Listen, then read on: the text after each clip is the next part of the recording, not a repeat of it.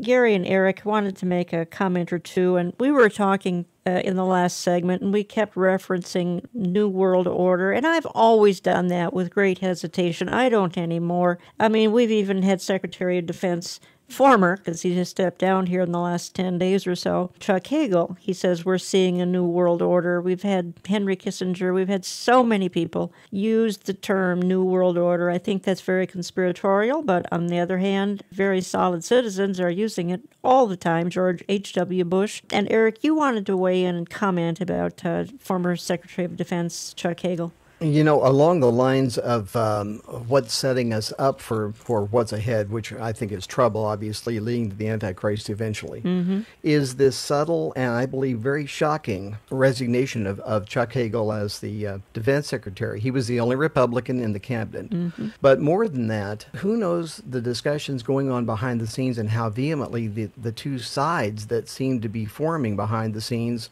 were going at each other. It would appear the way that the White House and some of the undisclosed resources or undisclosed commentators behind the scenes, the ones that can't be named but talk from the White House or from other places, the way they talked about Hagel, Hagel was saying we're not taking a strong enough stand about ISIS, that ISIS is a huge threat, and Obama calls them the JV team, and look at Panetta and Gates, and you're seeing this breakdown of the defense. Nobody seems to be alarmed in the White House about what's going on. It's almost like they're saying, well, this is all going to play out exactly like we want it. And I think we've got to see that as a danger for America. We need somebody strong in the White House who will stand against whatever kind of oppression is coming our direction. Whoever wants to come into our countries and blow up things or take lives, we need to stand against them. And we see ISIS as a threat. Obviously, I don't think Obama does. And that is an open door for those who want the New World Order to come. Right now, I know as of 2 to 3 months ago, I saw a story, very good story done on our defense. And you can argue we've got the latest technology and this and that, but in terms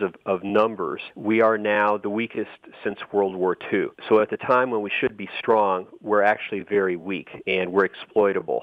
And everything that Obama has done from a defense standpoint since he's been in office has weakened us. It's had that effect. And so after a while, you have to ask the question, is this man very foolish and naive, or is he perhaps brilliantly evil? Because if you're on the other side and you want the United States to go down to help bring it into a new world order, then you'd be doing pretty much exactly what he's been doing. And so I don't want to say that about anybody, but yet, when you look at the evidence and look one thing after another on every front, he's moving us closer toward embracing a new world order. He's moving us toward a crisis is what he's doing, and that crisis then could set the stage for us to go into a new world order. And it could happen by executive order as well, because I doubt that the American people at this point in time would vote to go into a global government system under the current circumstance. I think a great many would oppose it. But by executive order, I learned years ago that could possibly happen under martial law. Whoever would end up in charge in a martial law situation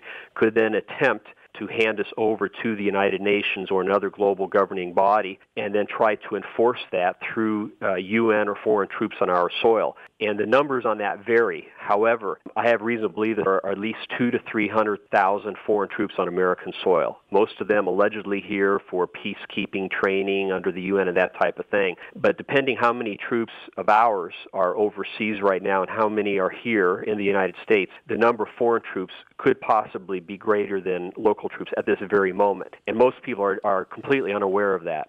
So I hope this doesn't happen. I always hope it doesn't happen, but I realize the possibility is there. And so when I see the things taking place in the heartland of the country right now with the unrest and possible threats from other countries who would be able to hack into our system and shut us down, we need to be alert right now. Not fearful, but we need to be alert and prepared for whatever could happen in the months ahead.